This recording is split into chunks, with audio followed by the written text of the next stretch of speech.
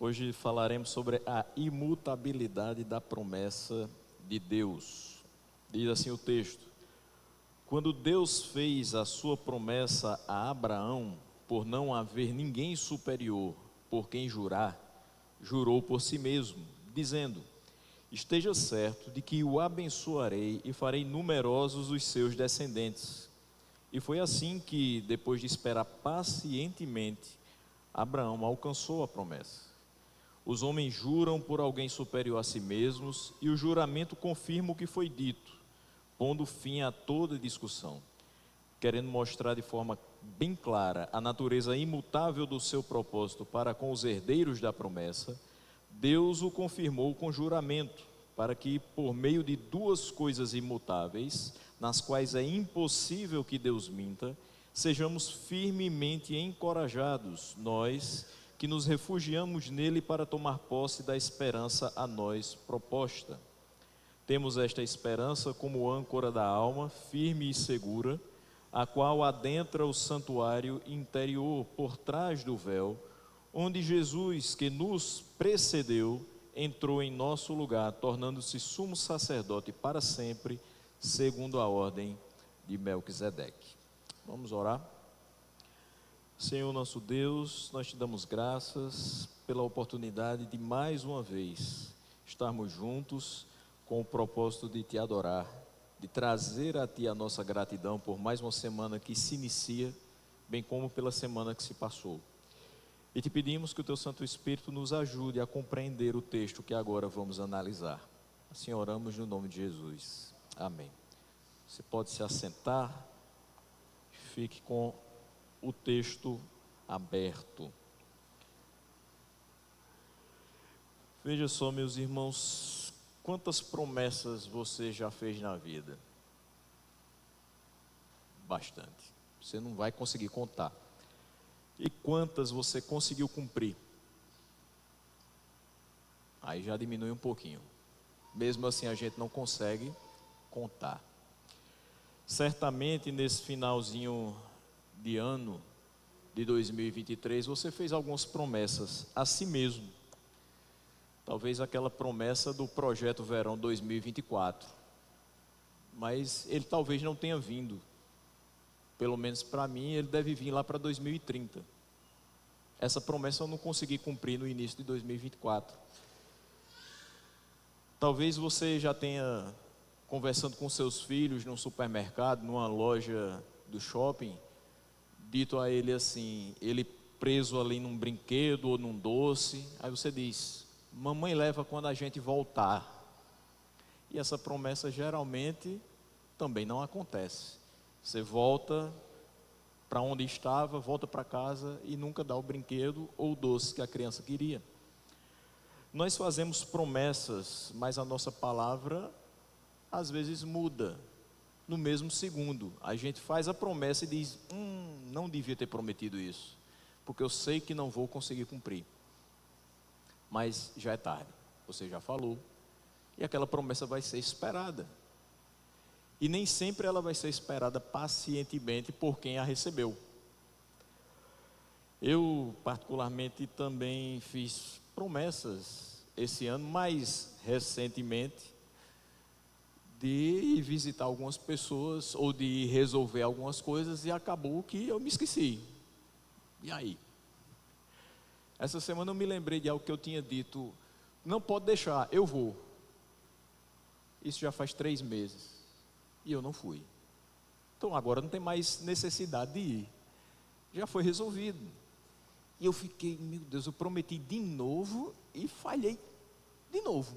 Porque simplesmente não me veio à cabeça que eu deveria ter feito aquilo. Como é ruim quando a gente faz uma promessa e não consegue cumprir, e a gente fica com aquele sentimento de que falhou. Pior ainda é quando alguém nos faz uma promessa e a gente fica esperando e não tem a concretização daquela promessa. E a gente espera, às vezes manda até uma mensagem no WhatsApp: tu está lembrado? Mas não acontece. Isso é muito ruim. A nossa palavra é mutável. Dependendo das circunstâncias, a gente não consegue. Não é só uma questão nossa. Não é só a nossa limitação. também tem as questões externas, que às vezes impedem a gente de fazer o que deveria fazer, o que tinha prometido. Mas e as promessas de Deus? Mudam? Não. Se a promessa de Deus acontece, por mais tempo que você venha a esperar, a certeza é de que Ele de fato, assim como é seu caráter ser imutável, qualquer coisa relacionada a Ele é imutável. A sua palavra, seja ela a palavra escrita ou seja a palavra dita, para quem quer que seja. Nada em Deus muda, e hoje nós vamos perceber por esse texto que a promessa de Deus é imutável. Versículos 13 e 14, vamos reler. Eles nos dizem o seguinte: quando Deus fez a sua promessa a Abraão, por não haver ninguém superior por quem jurar, jurou por si mesmo, dizendo: esteja certo de que o abençoarei e farei numerosos os seus descendentes. Nosso texto começa então com essa expressão, quando Deus fez a sua promessa a Abraão, e nos traz uma pergunta: qual promessa? Qual foi essa promessa que ele fez? Onde se encontra escrita essa promessa? A resposta está no versículo 14, quando ele diz: esteja certo de que eu abençoarei e farei numerosos os seus descendentes. Essa é a promessa. Mas onde essa promessa está escrita? Gênesis 22, 17. É isso que está escrito lá. É parte de Gênesis 22, 17, esse texto. Quando ele diz: esteja certo de que eu abençoarei e farei numerosos os seus descendentes. A gente já sabe então onde está essa promessa. Só que em que contexto a promessa foi feita? Para que a gente compreenda bem onde essas palavras foram colocadas. Porque surgiu essa ideia de prometer uma descendência numerosa para Abraão. Veja só, Gênesis 22 nos traz a prova de fé a que Deus submete a Abraão. Então, quando você vai para Gênesis 12, Deus chama Abrão, ainda sem o segundo A, e ele faz promessas. Ok. Só que Gênesis 22 traz justamente a resposta dessa promessa sendo pedida em sacrifício. Então, ali, Abraão agora é requerido entregar o seu filho para ser sacrificado em holocausto. E a palavra é: suba a um dos montes que eu vou identificar para você. Você leva o seu filho e leva todo o material para fazer esse sacrifício. Então vai Abraão, vai Isaac e ainda vai mais um ajudante. Esse ajudante fica pelo caminho e sobem os dois até aquele monte. E todo mundo sabe que o filho olha para o pai e diz o seguinte: pai, onde está o cordeiro para o holocausto? E ele diz: meu filho, o Senhor proverá. Nesse momento em que é questionado por Isaac onde está o cordeiro, porque ele diz: aqui está o cutelo, está a lenha para o holocausto, mas não há o cordeiro, não há o novilho. E quando Abraão diz Deus proverá, de fato Deus provê. Pela primeira vez, a voz do anjo do Senhor vem até os dois e diz: não toque no garoto, porque agora eu sei que você, de fato, teme ao Senhor. Você não questionou e subiu até esse monte para sacrificar o seu filho, o filho que você tanto esperou. E aí, um novilho preso pelos chifres num arbusto é providenciado e o holocausto é feito naquele monte. Aí Abraão coloca o nome daquele monte: o Senhor proverá. Porque foi exatamente isso que aconteceu. Seguindo no texto, pela segunda vez, o anjo do Senhor o chama dos céus e diz as seguintes palavras relativas a esses dois versículos que a gente leu aqui no início da meditação. E disse: juro por mim mesmo, declara o Senhor, que por ter feito o que fez, não me negando o seu filho, o seu único filho, esteja certo de que o abençoarei e farei seus descendentes tão numerosos como as estrelas do céu e como a areia das praias do mar. Sua descendência conquistará as cidades dos que lhes forem inimigos, e por meio dela todos os povos da terra serão abençoados, porque você me obedeceu. Gênesis 22, do 16 ao 18. Então veja, porque ele obedeceu, porque ele entregaria o seu único filho, porque ele não questionou, porque ele confiou que de fato o Senhor iria prover o novilho para o sacrifício. Então ele disse: eu o abençoarei e farei seus descendentes tão numerosos como as estrelas do céu e como a areia das praias do mar. E a sua descendência conquistará as cidades dos que lhe forem inimigos, e por meio dela, dessa descendência, todos os povos da terra serão abençoados. Mas algo deve ter chamado a sua atenção nessa palavra de Deus. Como ele começa o versículo 16? E disse: juro por mim mesmo, declara o Senhor. Pergunta: Deus precisa jurar para que a gente acredite na palavra dele? Não. E por que ele faz isso? É a próxima pergunta. Porque o Senhor jurou por si mesmo. O texto afirma que Deus jurou por si mesmo por não haver ninguém superior por quem jurar. Está aqui. Versículo 13, quando Deus fez a sua promessa a Abraão, por não haver ninguém superior por quem jurar, jurou por si mesmo. E disse as palavras que a gente já leu algumas vezes. Nós entendemos que não há ninguém superior por quem Deus possa jurar, isso é óbvio. Mas por que jurar se a palavra dele é a verdade? De forma absoluta. E o ato de jurar é característico de homens. Então por que ele fez isso? A promessa de muitos descendentes foi feita com juramento para ressaltar o seu caráter imutável. Porque se um dos atributos incomunicáveis de Deus é a imutabilidade, tudo que está relacionado a ele é imutável, o que inclui as suas promessas. Então ele faz a promessa, só por isso, só por ele ser quem faz a promessa já é imutável, mas ele faz um juramento igualmente imutável para garantir ainda mais o que ele disse. É fato que, de fato, em geral, o fazer juramento não pertence à divindade, pertence à situação humana, que é decaída, e a palavra do homem nem sempre pode ser acreditada. Deus, ao fazer um juramento, então desce ao nível da fragilidade humana, fazendo assim que a palavra, que por si só já é totalmente fidedigna, seja duplamente garantida. Se eu lhe prometer alguma coisa, você pode até acreditar, mas sabendo que eu sou falho e que aquela promessa pode não se concretizar. Geralmente, quando você promete ao banco pagar todo o seu financiamento, ele pede uma garantia. É por isso que às vezes você precisa de um fiador, de um avalista. Porque se você falha, vem outro e cumpre e paga. Não sejam avalistas, em nome de Jesus. Até a palavra nos diz que nós não devemos nos meter com esse tipo de coisa. É mais prudente, porque você vai ficar com as suas dívidas e a dívida de outro.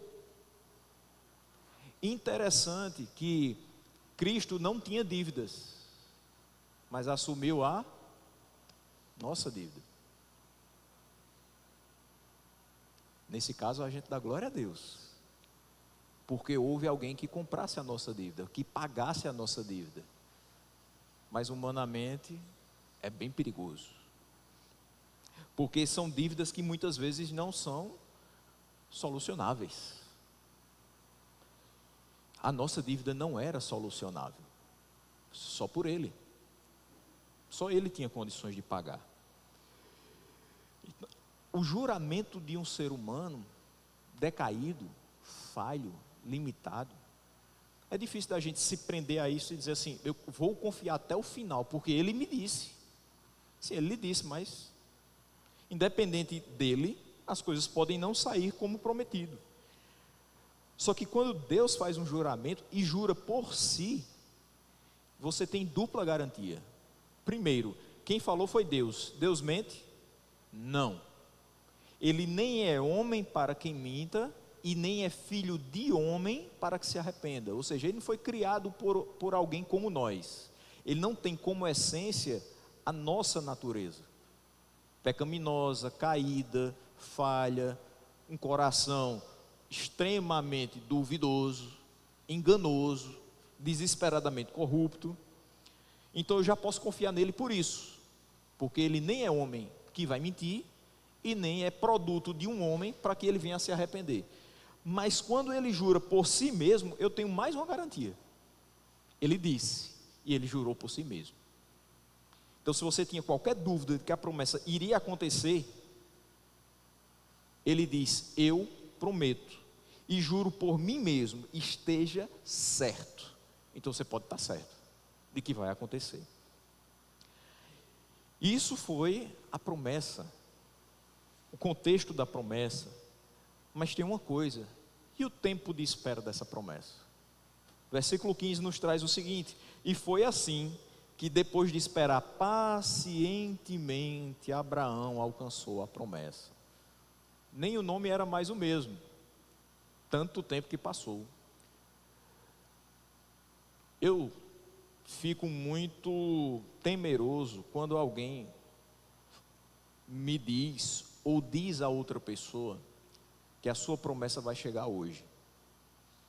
Certamente você já participou de algum culto, alguma reunião nos lares, que alguém disse assim, está esperando em Deus, a sua promessa vai chegar hoje, é hoje o dia da confirmação, é hoje o dia da bênção, é hoje o dia da vitória.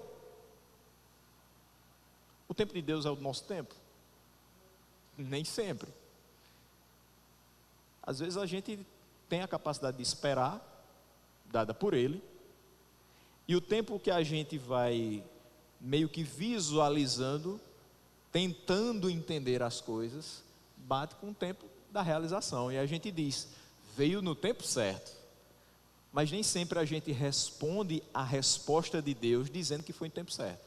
Às vezes a nossa resposta, a nossa reação é dizer assim, Senhor, está demorando. Eu não aguento mais. Muito tempo esperando. E as coisas estão piorando, eu não estou vendo solução. Enquanto isso, você está trabalhando. Mas a gente acha, pelo relógio que a gente tem, que ele está demorando. Se alguém se casou há 5 anos e queria ter filhos e de imediato, e pediu ao Senhor esses filhos, já deve estar coçando a cabeça dizendo assim, parece que Deus esqueceu de mim. Porque já faz 5 anos. Se alguém está na mesma situação que eu e a Angélica, são 10 anos. Daqui a 15 dias. E nós não temos filhos. Então eu estaria dizendo, Deus não só se esqueceu da gente. É a vontade de Deus que a gente não tenha. Então você já desiste. Não é que não tenha a esperança da promessa, agora você desistiu da promessa. Imagine alguém que passou 25. Porque se você for analisar direitinho, as pessoas que casam mais jovens, casam com 18, 20 anos. Depois de 25 anos de casado, você está preocupado em bodas de prata, de renovar a louça, né, o aparelho de jantar da sua casa, trocar a geladeira, trocar o fogão, porque nada mais presta depois de 25 anos, você não está mais preocupado com o filho. Você vai estar com 45, 50 anos. Você pode até dizer assim, eu não tenho mais condição de gerar filhos. Eu já estou com a idade avançada. E se você tiver mais de 70? Você vai pensar, isso é um trote. Alguém dizer que eu vou ter filhos nessa idade. Alguém dizer que eu vou ser pai com cabelos brancos, a barba branca. Meu Deus. Eu sinceramente, se estivesse num culto, e alguém chegasse para mim, e eu já tivesse meus 70 anos e dissesse assim, você vai ser pai em pouco tempo, eu ia dizer, tá certo. E quem vai trazer o menino vai ser o Papai Noel. Eu tenho 70 anos, minha senhora. Não dá. Humanamente falando, essa promessa parece ser incrível demais. Você olha para um homem idoso, sua mulher igualmente idosa, e você diz, a partir de você vai existir uma descendência. E essa descendência vai ser tão numerosa como as estrelas do céu e como as areias da praia do mar. E a partir da sua descendência, todas as pessoas espalhadas na face da terra que sejam descendência sua, vão ser abençoadas. Só que, mesmo indo de encontro a toda razão, Abraão não atentou para isso, não ficou desapontado. Ele, de maneira tranquila, creu na palavra que Deus falara. E aí diz o versículo que ele esperou pacientemente. E o que é que diz o final do versículo? Ele alcançou a promessa. Foram 25 anos. 25 anos. Do momento em que ele recebe a promessa, em Gênesis 12, até o momento em que finalmente ele não mata Isaac. E ele tem em suas mãos ali, agora para sempre, o filho da sua promessa. Nós devemos dar glória a Deus pela maneira como tranquilamente nós esperamos, pelo que ainda não se revelou aos nossos sentidos, mas que Deus vai ocultando, vai prorrogando para um futuro mais distante, para exercitar a nossa paciência. Interessante como é a questão do ser humano, não só em relação a promessas, em relação a tudo. Nós somos extremamente imediatistas. Você dá entrada num processo e você quer que ele seja respondido no outro dia. Se ele começa a demorar meses, aí você diz, essa justiça brasileira não presta mesmo. Olha mesmo, 5 meses que eu dei entrada no processo, ele nem andou, está lá engavetado. Você começa a fazer ali o seu porquinho para juntar um dinheirinho para as férias. Passa 6 meses, o porquinho ainda está só com um pouquinho de moedas ali no pezinho do porquinho. Você já queria que tivesse lá em cima, né? Você diz, meu Deus do céu, acelera o processo, que eu estou doido para viajar no final do ano e vou depender disso aqui. Alguém lhe diz que vai dar uma oportunidade na igreja. Aí você diz, é quando? É domingo que vem? É hoje de noite? Não, meu irmão, eu vou dar uma oportunidade, mas você precisa ser trabalhado, você precisa ser burilado, para que quando chegar no tempo certo, você não se arrependa de participar, você não faça algo errado, que depois venha a ser repreendido. Tudo tem seu tempo, tenha calma, vai acontecer. E aí você fica naquela, passa um ano, e o pastor ainda não deu púlpito para você, diz, pastor, não deixa eu dar nenhuma saudação, vou sair dessa igreja, porque a gente é imediatista mesmo. Imagine então, você esperar 25 anos para receber algo de Deus. Mas por que Abraão esperou 25 anos? Por que a gente tem que esperar o tempo que for para receber as promessas das mãos de Deus? Porque foi Ele que prometeu. Então é certo que virá. Segundo, Abraão tinha a certeza, porque Deus jurou por si mesmo. Então não tem como. Vai vir. Mas o coração humano fica apertado. Passa um ano, 5, 10, 15, 20 e nada. Deus está demorando? Não. Ele está aperfeiçoando uma coisa que a gente praticamente não tem paciência. E Ele é longânimo. Se a gente quer ser parecido com Ele, tem que ser longânimo. Tem que ser muito paciente. É nessa hora que muitos de nós somos pegos na virada. Quando a gente diz assim, pastor, mas esse negócio não dá certo para mim não, eu sou muito agoniado.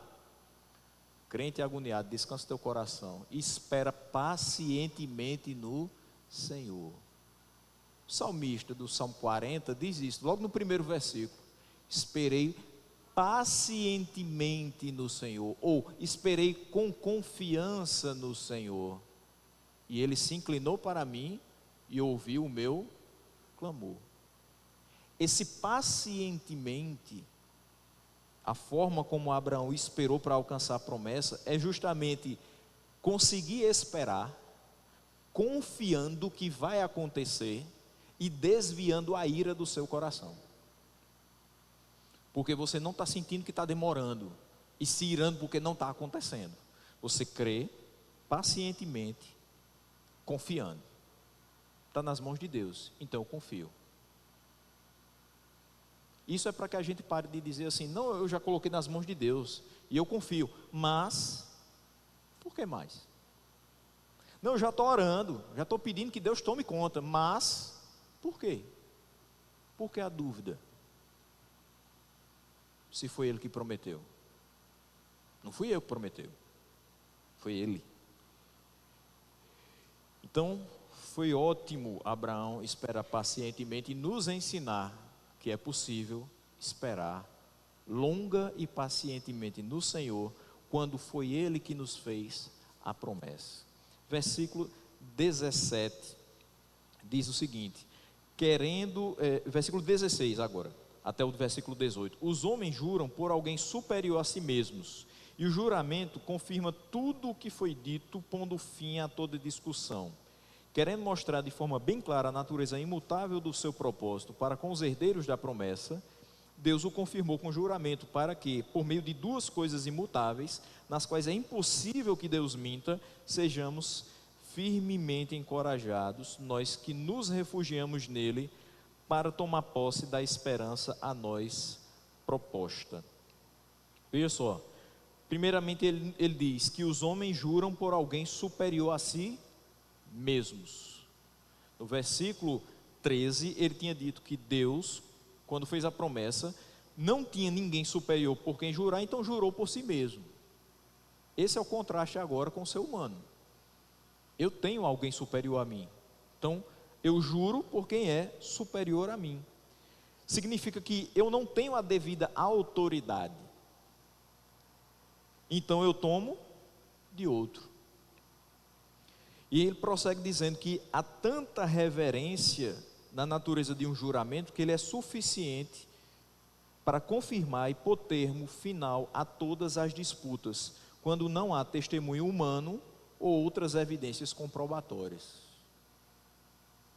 Isso é desde o menino pequenininho na escola até a pessoa mais velha. Você saiu de sala, por quê?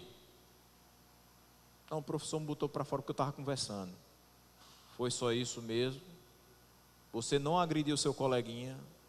Não. Tem certeza? Eu juro. Põe fim à discussão. Ele jurou. Se bem que a gente não acredita tanto, né?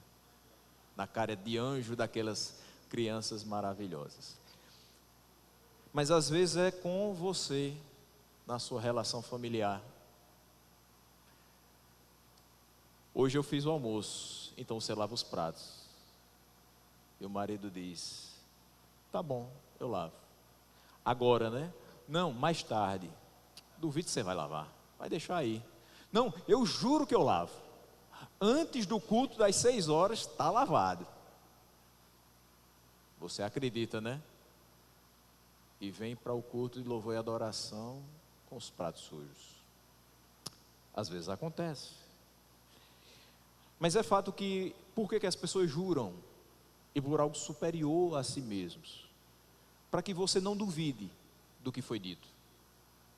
Não é simplesmente uma afirmação solta, é uma afirmação seguida de um juramento. Eu juro que foi assim, eu juro que eu vou fazer, eu juro que vai ser dessa maneira.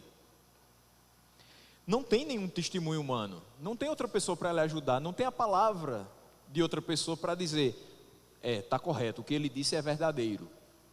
Não tem um documento comprobatório, então você apela para o juramento. Mas se quando alguém pronuncia o nome de Deus, esse ato assume um caráter de extrema seriedade, quando alguém diz eu juro por Deus, Imagine quando é o próprio Deus que jura pelo seu próprio nome. Se você acreditar em alguém que jurou por Deus, quanto mais você acreditaria no próprio Deus jurando por si mesmo. Por isso, Deus quis mostrar mais abundantemente, ou seja, de forma bem clara, a natureza imutável do seu propósito, falando dessa maneira. E isso põe em evidência o quão importante para nós é a certeza da sua bondade para conosco. Se nós sabemos que Deus é bom para conosco, se nós sabemos que a sua palavra é verdadeira, se nós sabemos que as suas promessas são imutáveis, não há necessidade de nós hesitarmos ou termos medo.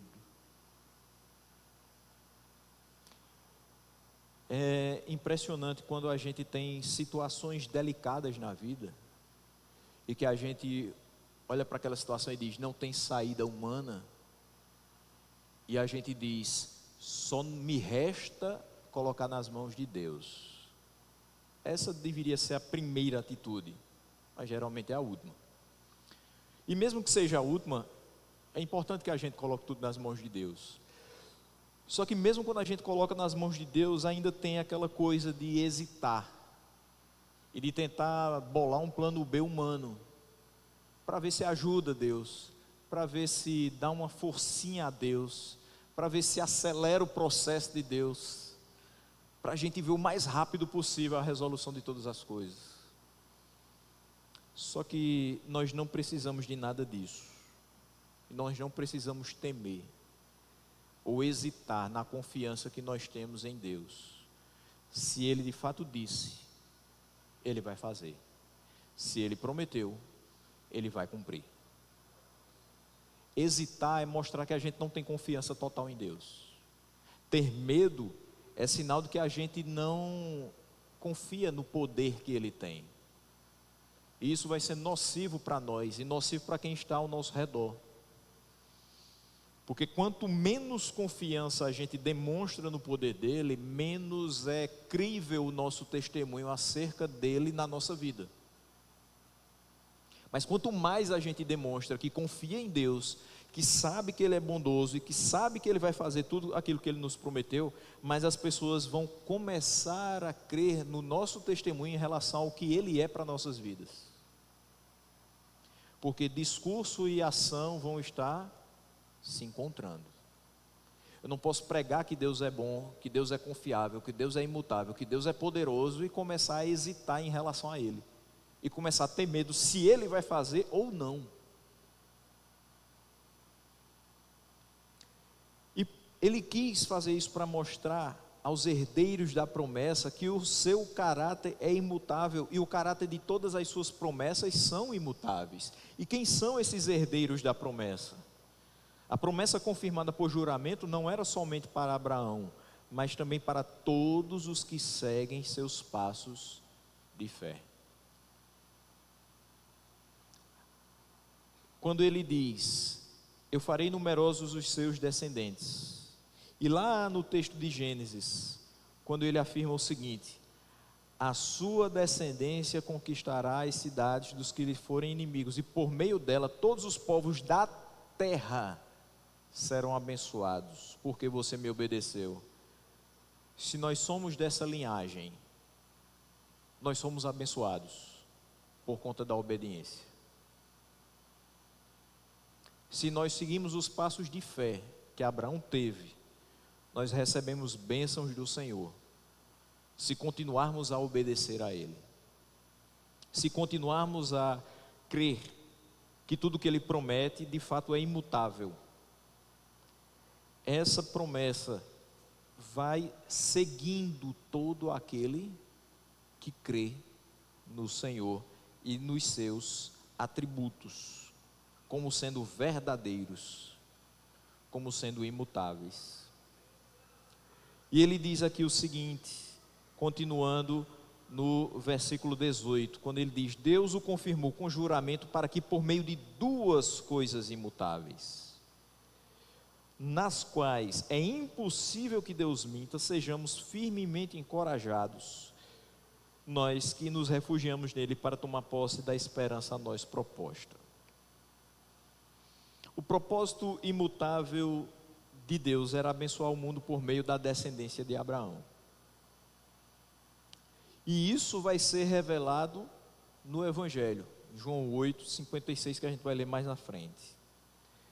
Gálatas 3, 6 a 9 vai nos trazer o seguinte: considerem o exemplo de Abraão. Ele creu em Deus e isso lhe foi creditado como justiça.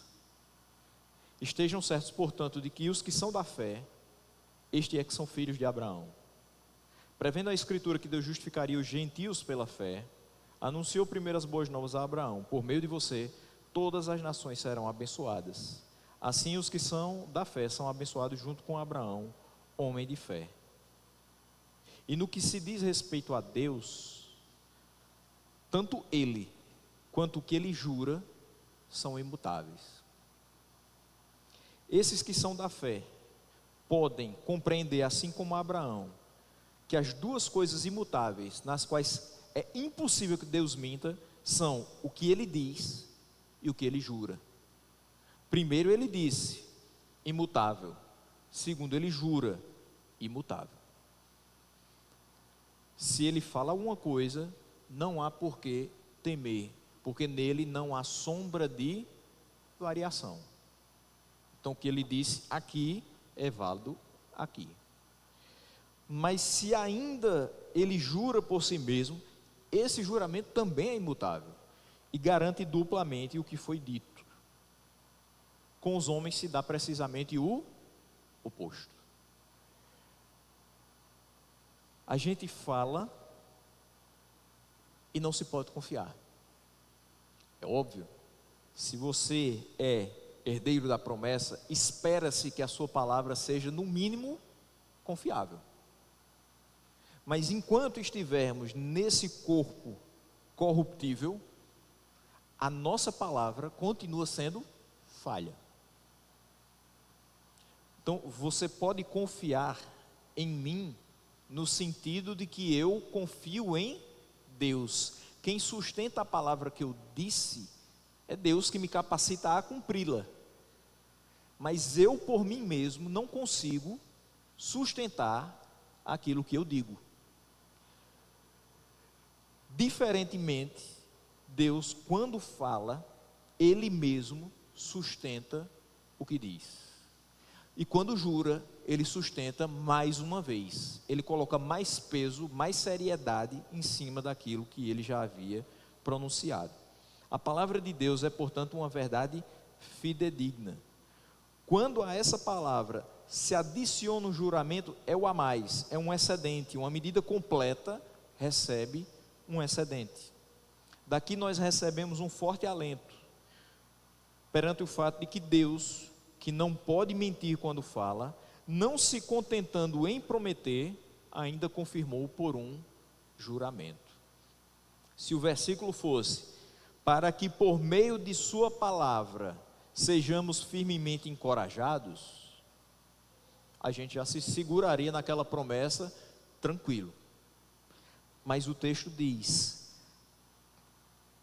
para que por meio de duas coisas imutáveis, ou seja, se você vacilou na primeira, ainda tem uma segunda garantia. Por meio dessas duas coisas imutáveis, mais ainda, nas quais é impossível que Deus minta, o autor aos Hebreus precisava reforçar isso. Se a gente sabe que Deus não mente? Não necessariamente, mas ele faz isso. Duas coisas são imutáveis, a palavra e o juramento. Ele ainda reforça dizendo que nessas coisas é impossível que Deus minta, para que a gente se sinta encorajado a continuar se refugiando nele e esperando a posse da promessa que a nós foi proposta. Qual é a promessa que nos foi feita?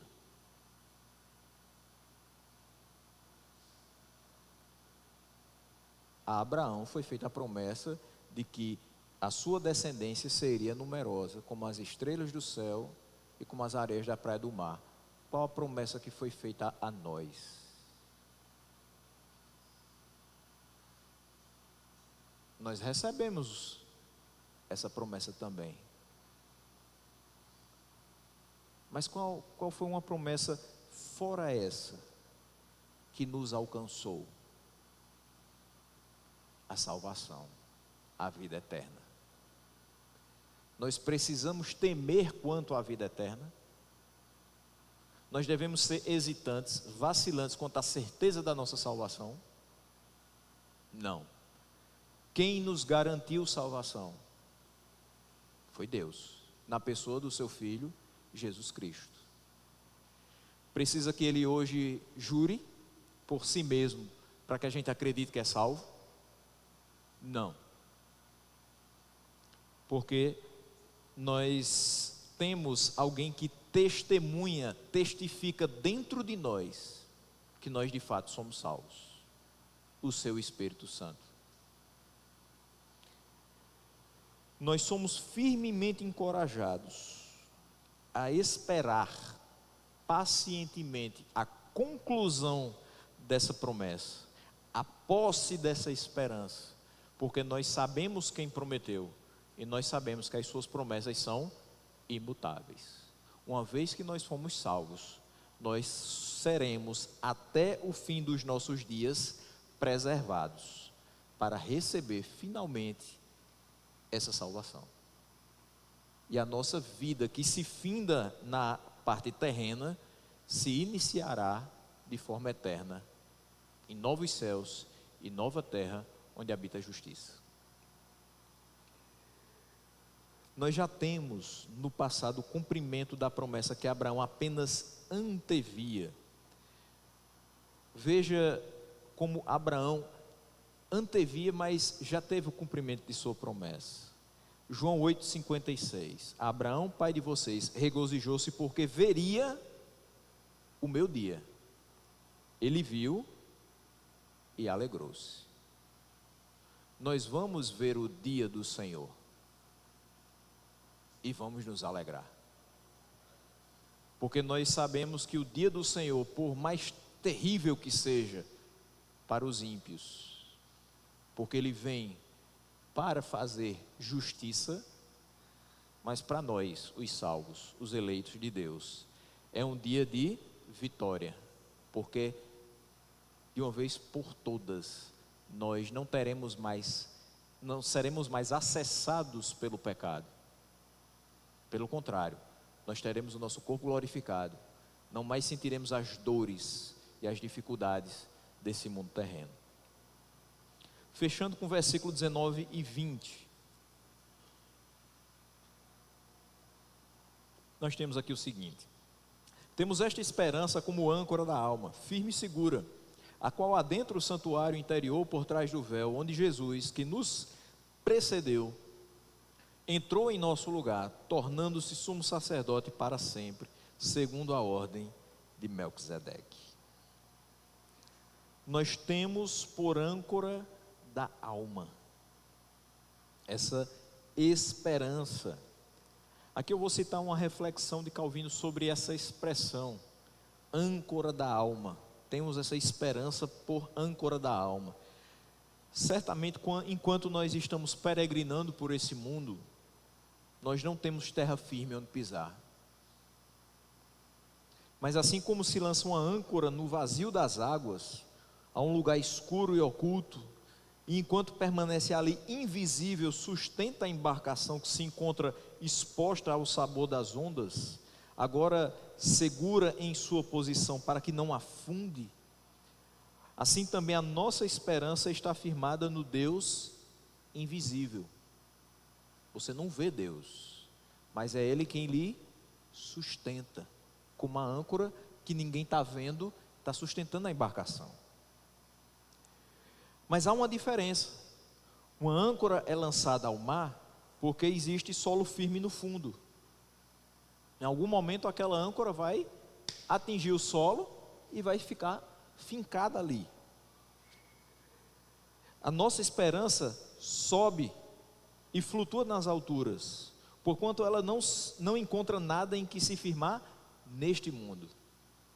A nossa esperança não está aqui, está com Ele. não é algo que nós precisamos pisar, tocar, para nos sentir seguros.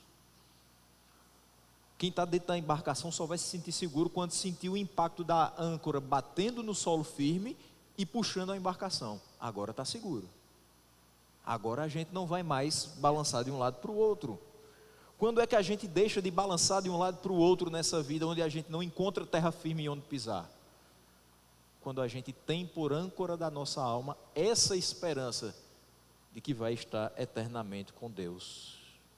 É nessa esperança que a gente firma os nossos passos. É nessa esperança que a gente segue a nossa vida, sem olhar para a direita nem para a esquerda. A gente segue olhando só para o alvo. Ela não pode repousar nas coisas criadas, senão que encontra seu único repouso no Deus vivo. E ele diz ainda que essa esperança que nos é como âncora da alma, firme, segura, adentra o santuário interior por trás do véu. Ela penetra até o interior do véu, onde Jesus, que nos precedeu, que veio antes de nós, entrou em nosso lugar, tornando-se sumo sacerdote para sempre, segundo a ordem de Melquisedeque. Até que a fé alcance a Deus, ela se encontra no que é instável e passageiro. Se você tem fé, se você acredita em alguma coisa, mas não é fé em Deus, você vai depositar sua confiança em alguma coisa que é instável ou é passageira. Vamos lá. Eu tenho fé que vai dar certo essa cirurgia. Por quê? Porque eu tenho todo o dinheiro para pagar o médico. Onde é que você está colocando a sua fé? No dinheiro. E em segundo lugar, na capacidade do médico. Porque você teve dinheiro para pagar aquele médico. Geralmente deve ser um dos melhores. Tá, o dinheiro acaba. Transitório. Passageiro. E o médico pode errar. Instável. Se ele não tiver naqueles melhores dias, ele pode cometer um erro. Ele é ser humano. Não quer dizer que ele fez de propósito. Mas ele pode fazer alguma coisa errada durante o procedimento. Veja que se a gente não confiar em Deus, qualquer coisa que a gente tente se segurar nesse mundo, vai nos dar essa característica de que ou é alguma coisa que em algum momento vai falhar porque passou, ou é alguma coisa que em algum momento vai falhar porque é instável. Hoje está firme, mas amanhã não. Portanto, é necessário que essa nossa fé penetre o céu, ou seja, ela seja direcionada a Deus. Como o autor se preocupa com os hebreus, a sua referência é o antigo tabernáculo. Então ele diz que essa fé penetra o interior do véu. A figura de quem entrava, quem passava pelo véu? O sumo sacerdote. Para quê? Para entregar sacrifícios. Com que finalidade? Expiação de pecados. Quem fez isso? Quem rasgou o véu, não só passou pelo véu, quem fez com que o véu fosse rasgado de cima a baixo? Cristo. Quem fez expiação pelos nossos pecados? Cristo. E qual foi o sacrifício? Ele mesmo.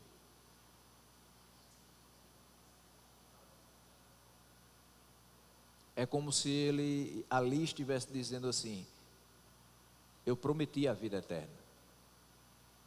E com o meu sangue eu juro por mim mesmo que é certo que você é um dos meus. Ele utiliza essa figura como que dizendo para aqueles irmãos hebreus: olha, não permaneçam focados nas coisas que se veem, porque tudo que acontecia no Santo dos Santos ninguém via. Não se preocupem com isso. Avancem para aquilo que se encontra por trás do véu, aquilo que ninguém vê. Você está vendo as coisas aqui acontecerem, você está se preocupando com isso, você está se focando nisso, e está perdendo a sua capacidade de crer em Deus e esperar nele por conta das coisas visíveis. Agora foque no que está por trás do véu. Coloque sua fé naquilo que está por trás. Quem está por trás? É Deus. É como se ele dissesse: nós devemos avançar para além das antigas formas, para poder depositar nossa fé unicamente em Cristo. A gente não confia nas imagens que estão expostas no templo. A gente não precisa de amuletos que nos momentos difíceis a gente possa utilizá-los, beijar o amuleto para dizer: agora vai dar certo, está aqui, meu talismã, a pedrinha que vai me dar poder para determinada coisa. A gente não precisa de nada disso. A gente precisa unicamente depositar a fé em Cristo. E tudo de bom que pode nos acontecer, vai acontecer. E tudo de ruim que está nos acontecendo, ainda assim será utilizado por Ele, pela sua providência, para transformar em bem para nós. Vamos observar então a linha de raciocínio. Cristo entrou no céu. Nossa fé também deve se dirigir para lá. A nossa fé não deve buscar nenhum outro lugar. O autor está certo ao afirmar de que o nosso sumo sacerdote entrou no céu. E ele não fez visando apenas a si próprio, sim a nós também. Não há, portanto, motivo para temer que a porta do céu se feche à nossa fé, já que ela não vai se desvincular de Cristo jamais. Se nós temos fé em Cristo e Ele lá está, nossa fé deve estar junto com Ele. Tendo fé nele, não há por que temer. Tendo fé nele, não há por que hesitar. Tendo fé nele, não há por que duvidar que a sua promessa se cumprirá. Então a gente pode esperar pelo tempo dele. Se é certo, por que não esperar pelo tempo dele, já que tudo que vem dele é perfeito. Sua palavra é perfeita, sua promessa é perfeita, o seu tempo é perfeito. E tudo isso porque ele não muda e jamais mudará. 3 aplicações e a gente finaliza rapidinho dizendo que Deus é imutável. Também o são as suas promessas. Espero que isso fique bem claro na nossa mente na manhã de hoje. Segundo, nós podemos confiar no cumprimento das promessas de Deus. Por quê? Porque a sua palavra é verdadeira, fidedigna. E terceiro e último, nossa esperança deve ser direcionada apenas ao Senhor. E a nossa fé não deve buscar qualquer outro abrigo. Nos abriguemos no Senhor e deixemos com Ele todas as áreas da nossa vida. Todas as suas promessas se cumprirão e no tempo certo nós as veremos e nos alegraremos, como assim foi com Abraão.